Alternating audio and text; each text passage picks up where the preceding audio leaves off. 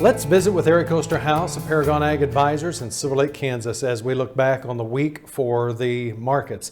And we'll start over here in the grain market. We went down and we made a new low in corn, saw a new low in wheat that we haven't seen in 14 years. And then we just kind of chopped around the rest of the week. It just makes a lot of people wonder, is this the new norm? Well, I don't think it's the new norm. I do think right at the moment, the market's trying to find where the new norm, or at least where the bottom is supposed to be, until we get to harvest time, especially for corn and soybeans, and really get to see who's right and who's wrong in regards to a lot of these yields that we're hearing out there.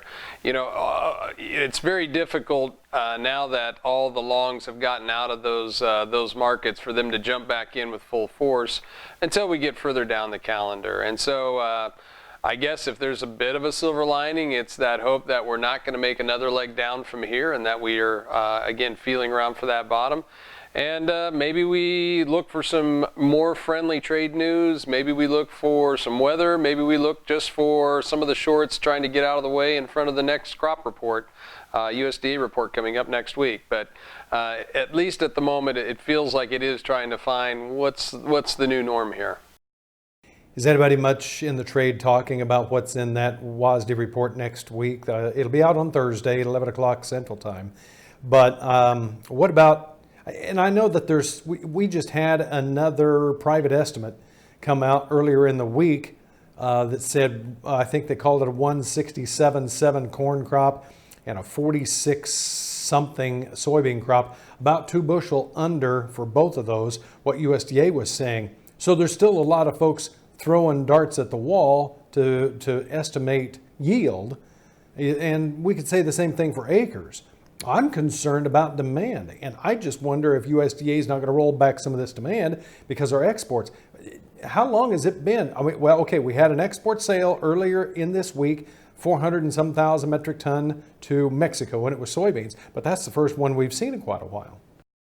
Yeah, it is a teeter-totter, you know, when you think about it, between demand and also our estimates as to what the actual yield is out there.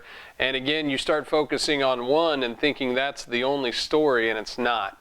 And you know, we've seen a couple private reports come out recently, and like you mentioned, bringing down those yields from the USDA. I don't know if they've come down as far as what everybody else hopes they're supposed to come down, but you've seen that the market hasn't reacted overly positively to that, what you would think is at least somewhat positive news. And I think the market is fairly numb at this point to the yield and the acres news. Really, everybody seems to be waiting around till the facts are actually out there. And then again, a little bit of demand news is also, you know, you saw ethanol stocks creeping up, and you know, demand down a little bit here. That's a concern that's out there. So yeah, it's not unfortunately just supply and how much are we going to have. It's how much demand do we have. I want to switch gears here and talk about livestock, and I want to get into the cattle market here in specific. We traded $100 cattle in the South this week. Now, that's still a premium to the board by a couple of bucks if you go with the close and the settlement on Thursday.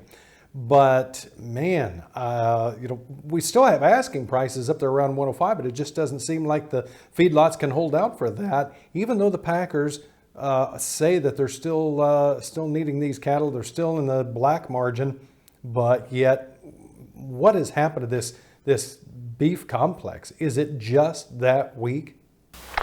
I think it's a combination. You know, again, we have seen box beef coming back down here again. You are losing a little bit of that seasonal push that we normally see as we start winding down our grilling season. I think those are some factors. In regards to the futures versus the cash, I still think there's just a tone out there in the trade where the people who were long cattle just got so beat up here just recently that you're just seeing very cautious trade on anybody willing to go long that market. And right now the funds are adding to their short positions, and that seems to be what's driving the futures. And as we've seen before, the futures movement in the short run isn't always reflecting demand and other factors. Geez, you wouldn't think it would be moving that way. And I think right now that's where cattle is caught. Maybe it's just, again, a matter of getting down the calendar here a little while longer, but we really need to look to the boxed beef. We need to really look to demand, and eventually if those numbers firm up, cash starts to slowly find its way back up, you'll see those futures start to rally, and maybe we've run through everybody wanting to be short after that bloodbath we had here a few weeks ago. Some of it's going to depend on the economy too, and just how comfortable the consumer feels about going out and buying beef. And then we still have the China story hanging out there. But there are some that say if China would strike a deal with the United States, that takes up pork, but that could also bring up beef with it. All right, who do we contact to find out more? Give us a ring at 888-452-8751. All right. Thank you very much, Eric. Hope you have a great week. Eric Osterhaus, Paragon Ag Advisors here on the program. We've got more coming up. You need to stay with us. We'll be back right after this.